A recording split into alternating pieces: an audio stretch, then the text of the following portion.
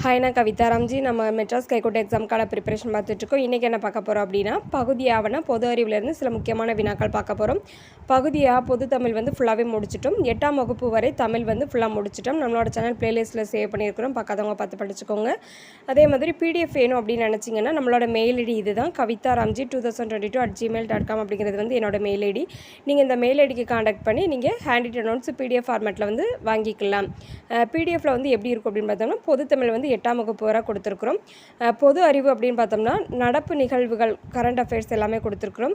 அப்புறம் சில முக்கியமான இன்சிடென்ட் இருக்குள்ளே அது எல்லாமே கொடுத்துருக்குறோம். அதுக்கப்புறம் அடிப்படை கணித திறன் மற்றும் வீட்டு பராமரிப்பு முறைகள், சுகாதாரம், உணவு தயாரிப்பு மற்றும் பரிமாறுதல், தோட்டக்கலை உபகரணங்களை கையாளுதல் மற்றும் பராமரிப்பு செய்யும் முறைகள், நீர் பராமரிப்பு மற்றும் பாதுகாப்பு, வீடு மற்றும் அலுவலகம் பராமரிக்கும் அடிப்படை கொள்கைகள், இது எல்லாமே சேர்த்து கிட்டத்தட்ட 400 கொஸ்டின்ஸ்க்கு மேலவே வருது. அது எல்லாமே நாங்கள் என்ன செஞ்சுருக்கோம் அப்படின்னா ப்ரொவைட் பண்ணுறோம் அந்த பிடிஎஃபோட அமௌண்ட் அப்படின்னு பார்த்தோம்னா 350 rupees. எல்லாத்துக்கும் சேர்த்து தான் கால்குலேட் பண்ணி கொடுக்குறோம். எல்லா டாப்பிக்குமே இதில் கவர் ஆகிரும். சப்போஸ் வேணும்னா நம்மளோட மெயிலுக்கு கான்டாக்ட் பண்ணி கலெக்ட் பண்ணிக்கலாம். 250வது ஒன்வேர்டு வரை பார்த்துட்டோம். இப்போ 251லேருந்து ஸ்டார்ட் பண்ணுறோம். 251வது கொஸ்டின், டேஸ் விளக்குகளுக்கு மிக குறைந்த அளவு மின்சாரமே தேவை, எனவே அவற்றை உபயோகிப்பதன் மூலம் மின்னாற்றலை சேமிக்கலாம். அதாவது சிஎஃப்எல் அப்படிங்கிற அந்த விளக்குக்கு மின்னாற்றல் குறைவாக தான் தேவைப்படுது, மின்சாரம் குறைவாக தான் தேவைப்படுது. அப்போ நம்ம மின்னாற்றலை சேமிக்கலாம்னு சொல்லி கொடுத்துருக்குறாங்க.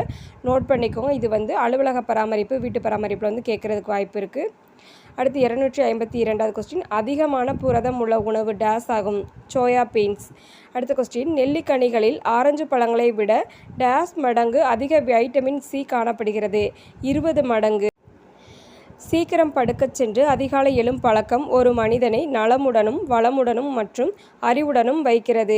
இது யாரோட கூற்று அப்படின்னு பார்த்தோம்னா பெஞ்சமின் பிராங்க்லின் அவர்களோட கூற்று. இதை நோட் பண்ணிக்கோங்க, ஒன்வேர்டில் கேட்க வாய்ப்பு இருக்குது. அடுத்த கொஸ்டின், ஒரு வைரஸ் டிஎன்ஏவுக்கு பதிலாக ஆர்என்ஏவை பெற்றிருந்தால் அதற்கு டேஸ் என்று பெயர் அப்படின்னு பார்த்தோம்னா ரெட்ரோ வைரஸ் அப்படிங்கிற பெயரால் அழைக்கப்படுது. இதை நோட் பண்ணிக்கோங்க.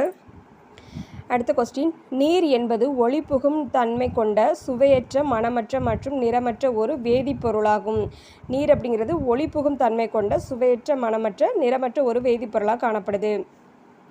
அடுத்த கொஸ்டின், இரு ஹைட்ரஜன் அணுக்கள் ஒரு ஆக்சிஜன் அணுவுடன் இணைந்து நீர் மூலக்கூறு உருவாகிறது. நீரின் மூலக்கூறு வாய்ப்பாடு அப்படின்னு பார்த்தோம்னா H2O ஆகும். அடுத்த கொஸ்டின், நீரின் கன அளவை லிட்டர் மற்றும் மில்லி லிட்டர் போன்ற அலகுகளால் அளக்கலாம். டேஸ் என்பதும் நீரின் கன அளவினை அளக்கக்கூடிய அலகாகும். காலன் அப்படிங்கிறது நீரோட கன அளவை அளக்கக்கூடிய ஒரு அலகாக காணப்படுது. நோட் பண்ணிக்கோங்க. ஒரு காலன் அப்படின்படி அதோட மெஷர்மெண்ட் பார்த்தோம்னா ஒரு காலன் என்பது 3.785 லிட்டர் ஆகும். அடுத்த கொஸ்டின், நீர் தேக்கங்களில் உள்ள நீரின் அளவினை டேஸ் என்ற அலகால் அளக்கப்படுகிறது, TMC பை ஃபீட். இது நோட் பண்ணிக்கோங்க, இது முக்கியமானது. இதில் உள்ள கொஸ்டின்ஸ் இது ரெண்டுமே. அடுத்த கொஸ்டின், அணைக்கட்டுகளில் இருந்து திறக்கப்படும் நீரின் அளவு டேஸ் என்ற அலகால் அழைக்கப்படுகிறது. நீர்த்தேக்கங்களில் உள்ள நீரோட அளவுன்னு பார்த்தோம்னா TMC அண்ட் ஃபீட்டுன்னு பார்க்குறோம். அணைக்கட்டுகளில் இருந்து திறக்கப்படும் நீரோட அளவு அப்படின்னு பார்த்தோம்னா கியூசெக், கன அடி பை வினாடி அப்படின்னு சொல்லி இதை குறிப்பிட்றாங்க. அப்படிங்கிற அலகால் அளக்கப்படுது அப்படின்னு சொல்லி குறிப்பிட்றாங்க. அடுத்த கொஸ்டின், நீரை பாதுகாப்பதற்கென பின்பற்றப்படும் முதன்மையான இரு வழிமுறைகள் அப்படின்னு பார்த்தோம்னா ஒன்று நீர் மேலாண்மை, இன்னொன்று மழைநீர் சேகரிப்பு. அடுத்த கொஸ்டின், நீர்நிலைகள் கடலை சந்திக்கும் ஈர நிலங்களுக்கு டேஸ் என்று பெயர், முகத்துவாரம்.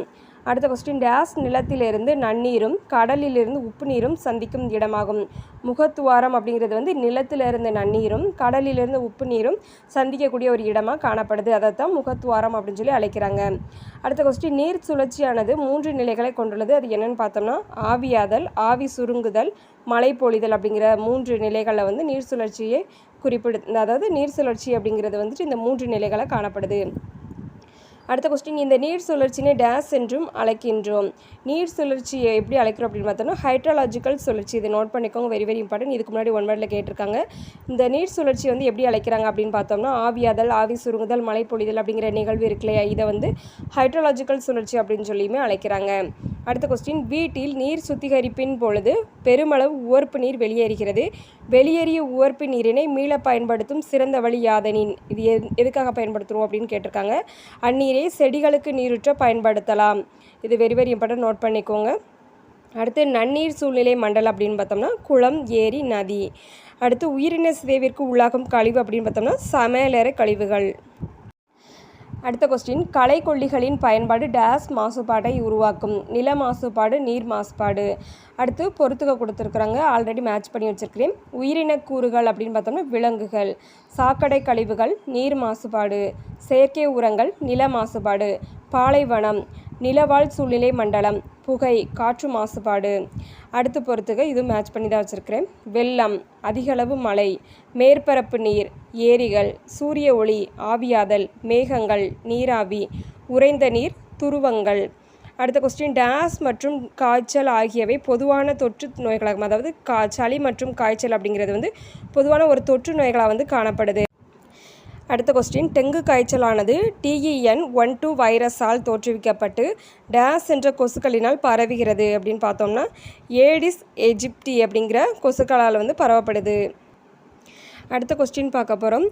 நோய்களோட பெயர், காரணி, அதோட விளைவு, தாக்கங்கள் என்ன, அதுக்கப்புறம் அதுக்கான தீர்வு அப்படிங்கிறது வந்து கொடுத்துருக்குறாங்க. வாங்க பார்க்கலாம். இது வந்து பற்களை பாதிக்கும் நோய்கள். இது என்னன்னு பார்த்தோன்னா பற்களை பாதிக்கும் நோய்கள்னு சொல்லி கொடுத்துருக்குறாங்க. இப்போ நோயோட பெயர் அப்படின்னு பார்த்தோம்னா ஈறுகளில் இரத்த கசிவு அப்படின்னு பார்த்தோம்னா வைட்டமின் C குறைபாடு காரணமாக வந்து இது ஏற்படுது. இதோட விளைவு அப்படின்னு பார்த்தோம்னா ஈறுகளில் இருந்து ரத்தம் வந்து வெளிவரும் அப்படின்னு சொல்லி கொடுத்துருக்குறாங்க. இதுக்கான தீர்வு அப்படின்னு பார்த்தோம்னா சிட்ரஸ் பழங்களை சாப்பிட்றது மூலமாக இதை வந்து சரி பண்ணிக்கலாம் அப்படின்னு சொல்லி கொடுத்துருக்குறாங்க.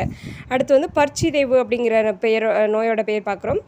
இதுக்கான காரணிகள் அப்படின்னு பார்த்தோம்னா பற்களில் காணப்படும் பாக்டீரியாக்கள் வந்து இதை குறிப்பிடுறாங்க. அடுத்து இதோட தாக்கங்கள், விளைவு அப்படின்னு பார்த்தோம்னா பாக்டீரியாக்கள் அமிலங்களை உற்பத்தி செய்கின்றன அப்படின்னு சொல்லி கொடுத்துறாங்க. இதுக்கான சொல்யூஷன் அப்படின்னு பார்த்தோம்னா பல் துலக்குதல் மற்றும் பல் தழுவுதல் செய்தல் ஆகியவை சிதையை தடுக்கிறது அப்படின்னு சொல்லி குறிப்பிடுறாங்க. அடுத்து வந்து புறத்திசு நோய் அப்படின்னு கொடுத்துருக்குறாங்க. நோயோட பெயர் வந்துட்டு. அடுத்து காரணிகள் பார்த்தோம்னா புகையிலை மெல்லுதல் இதன் மூலமாக வந்து ஏற்படுது. இதுக்கான தாக்கம், அதோட விளைவு எப்படி இருக்குது அப்படின்னு பார்த்தோம்னா ஈறுகளில் ஏற்படும் நோய் முற்றும் போது அது எலும்புகள், ஈறுகள் மற்றும் பிற திசுக்களை வந்து அழிக்கிறது அப்படின்னு சொல்லி கொடுத்துருக்குறாங்க. அதுக்கடுத்து இதுக்கான சொல்யூஷன் அப்படின்னு பார்த்தோம்னா புகையிலை மெல்லுவதை தவிர்த்தல், சரிவிகித உணவை உண்ணுதல் மூலமாக வந்து இதை வந்து சரி பண்ணிக்கலாம் அப்படின்னு சொல்லி கொடுத்துருக்குறாங்க. இப்போ அடுத்த கொஸ்டின் பார்க்குறோம். கண்களை பாதிக்கும் நோய்கள் வந்து கொடுத்துருக்குறாங்க. நம்மளோட கண்களை பாதிக்கக்கூடிய நோய்கள் அப்படின்னு பார்த்தோம்னா மாலை கண் நோய் ஏற்படுது. இது எந்த காரணியால் ஏற்படுது அப்படின்னு பார்த்தோம்னா வைட்டமின் A குறைபாடால் ஏற்படுது. விழித்திரை செல்களின் ஒழுங்கின்மை அப்படிங்கிறதுக்கால ஏற்படுது. இதோட தாக்கம் மற்றும் விளைவு அப்படின்னு பார்த்தோம்னா இரவில் அல்லது மங்கலான ஒளியில் நன்கு பார்ப்பது கடினம். நமக்கு வந்து பார்வைத்திறன் வந்து ரொம்பவே கம்மியாக இருக்கும்னு சொல்லி கொடுத்துருக்குறாங்க. இரவு அல்லது மங்கலான ஒளியில் வந்து நமக்கு வந்து பார்ப்பதுக்கு ரொம்பவே கடினமாக இருக்கும்னு கொடுத்துருக்குறாங்க. இதுக்கான தீர்வு அப்படின்னு பார்த்தோம்னா ஆன்டி ஆக்சிடென்ட், வைட்டமின்கள் மற்றும் தாதுக்கள் நிறைந்த உணவுகளை சாப்பிட வேண்டும் சொல்லி கொடுத்துருக்காங்க. இதை சாப்பிடுவதன் மூலமாக நம்ம இந்த குறைபாடை வந்து சரி செய்து கொள்ளலாம் சொல்லி கொடுத்துருக்குறாங்க. அடுத்து இளம் சிவப்பு கண் நோய். இது என்ன சொல்கிறாங்க அப்படின்னா விழி வெண்படலம் அலர்ஜி அப்படின்னு சொல்லி குறிப்பிடுறாங்க. இதுக்கான காரணிகள் அப்படின்னு பார்த்தோம்னா வைரஸ் மற்றும் பாக்டீரியாவால் உண்டாகிறது அப்படின்னு சொல்லி கொடுத்துருக்குறாங்க. இதுக்கான தாக்கம் அப்படின்னு பார்த்தோம்னா 1 அல்லது 2 கண்கள் பாதிக்கப்படலாம். அதாவது ஒரு கண் பாதிக்கப்படலாம், அப்படின்னா 2 கண்ணுமே இதால் பாதிக்கப்படலாம். மிகவும் தொற்றக்கூடியது, இருமல் மற்றும் தும்மல் மூலம் பரவுகிறது அப்படின்னு சொல்லியுமே குறிப்பிடுறாங்க. இதுக்கான சொல்யூஷன் பார்த்தோம்னா நோய் எதிர்ப்பு சக்தி கொண்ட கண் சொட்டு மருந்து அல்லது களிம்புகள், வீட்டு வைத்தியம் இது மூலமாக வந்து நம்ம இந்த நோயை வந்து சரி பண்ணிக்கலாம் அப்படி சொல்லி கொடுத்துருக்குறாங்க. அடுத்து வண்ண குருட்டுத்தன்மை அப்படிங்கிற நோய் வந்து கொடுத்துருக்குறாங்க. இது வந்து மரபணு நிலை காரணமாக வந்து ஏற்படுது. இதோட தாக்கம் பார்த்தோம்னா வண்ணங்களை வேறுபடுத்தி அறிவதில் இடர்பாடு வந்து ஏற்படும். ஒரே நிறத்தின் வேறுபட்ட செறிவுகளை உடைய பார்க்க இயலாமை. அதாவது ஒரே நிறத்தில் இருந்து வேறு பொருளை பார்க்கும்போது எல்லாமே வண்ணங்களை வந்து ஐடென்டிஃபை பண்ண முடியாத அளவுக்கு இருக்கும்னு சொல்லி கொடுத்துருக்குறாங்க. இப்போ இந்த நோய்க்கு சொல்யூஷன் அப்படின்னு பார்த்தோம்னா இதற்கு தனியாக சிகிச்சை அப்படிங்கிறது வந்து இல்லை. அதுக்கு பதிலாக வந்து இவர்களுக்கு உதவக்கூடிய வகையில் வந்து பிரத்யேக வடிகட்டிகளுடன் கூடிய கண்ணாடிகள் மற்றும் காண்டாக்ட் லென்ஸ்கள் வந்து கிடைக்கின்றது அப்படின்னு சொல்லி கொடுத்துருக்குறாங்க. இதுக்குன்னு ஒரு தனியான சிகிச்சை முறை அப்படிங்கிறது இல்லை. அதுக்கு பதிலாக நம்ம என்ன செஞ்சுக்கலாம் அப்படின்னா கண்ணாடி போடுறது, காண்டாக்ட் லென்ஸ் வந்து கண்ணில் ஃபிக்ஸ் பண்ணுறது மூலமாக வந்து நம்ம என்ன செஞ்சுக்கலாம் அப்படின்னா இந்த நோயை வந்து சரி பண்ணிக்கலாம்னு சொல்லி கொடுத்துருக்குறாங்க. அடுத்த கொஸ்டின், அசுத்தமான காற்று, நீர், உணவு அல்லது டேஸ் என்று அழைக்கப்படும் நோய் கடத்திகளான பூச்சிகள் மற்றும் பிற விலங்குகள் மூலமாகவும் தொற்று நோய்கள் பரவுகின்றன. உணவு அல்லது வெக்டார்கள், இது வந்து எப்படி அழைக்கிறாங்க அப்படின்னா வெக்டார்கள்னு சொல்லுவாங்க, நோட் பண்ணிக்கோங்க. என்று அழைக்கப்படும் நோய் கடத்திகளான பூச்சிகள் மற்றும் பிற விலங்குகள் மூலமாகவும் தொற்று நோய்கள் வந்து பரவுகிறது அப்படின்னு சொல்லி குறிப்பிடுறாங்க. நோட் பண்ணிக்கோங்க, முக்கியமானது. அடுத்த கொஸ்டின், காசநோய் எனப்படும் டிபி டேஸ் என்ற பாக்டீரியாவால் ஏற்படுகிறது. இது வந்து வெரி வெரி இம்பார்ட்டன்ட், நோட் பண்ணிக்கோங்க. மைக்கோபாக்டீரியம் டியூபர்க்ளோ அப்படிங்கிற பாக்டீரியாவில் வந்து இது ஏற்படுது. அடுத்த கொஸ்டின், பாக்டீரியாவால் ஏற்படும் நோய்கள் அப்படின்னு பார்த்தோம்னா காசநோய், காலரா, டைஃபாய்டு, இது எல்லாமே பாக்டீரியாவில் ஏற்படக்கூடிய ஒரு நோயாக காணப்படுது. அடுத்த கொஸ்டின், காசநோய் தடுப்பு மற்றும் சிகிச்சை. இந்த காசநோய் வந்துச்சு அப்படின்னா அதை தடுக்கிறதுக்கான மெத்தடு வந்து சில கொடுத்துருக்குறாங்க, பார்க்கலாம். பிசிஜி தடுப்பூசி போடுதல் மூலமாக வந்துட்டு இதை தடுக்கலாம். அடுத்து நோயாளிகளுக்கு சிறப்பு கவனம் செலுத்துதல், நோயாளியை வந்து நல்லா கரெக்டாக செக் பண்ணி கவனிக்கிறது மூலமாக வந்துட்டு இதை வந்து தடுக்க முடியும். அடுத்து டிஓடி போன்ற மருந்துகளை தொடர்ந்து எடுத்துக்கொள்கிறது மூலமாக வந்து இதை வந்து சரி பண்ண முடியும் அப்படின்னு சொல்லி கொடுத்துருக்குறாங்க. இன்றைக்கி வந்து சில முக்கியமான கொஸ்டின்ஸ் பார்த்துருக்குறோம். மீதி உள்ள ஒன்வேர்டு வந்து நம்ம நெக்ஸ்ட் வீடியோவில் பார்க்கலாம். நிறைய ஒன்வேர்டு வந்து இருக்குது, நம்ம அடுத்தடுத்து வீடியோக்குள்ளே பார்க்கலாம். நம்மளோட வீடியோ உங்களுக்கு யூஸ்ஃபுல்லாக இருந்துச்சுன்னா ஒரு லைக் பண்ணிடுங்க. நம்ம சேனலை லைக் பண்ணுங்கள், ஷேர் பண்ணுங்கள், சப்ஸ்கிரைப் பண்ணுங்கள். Thank you friends.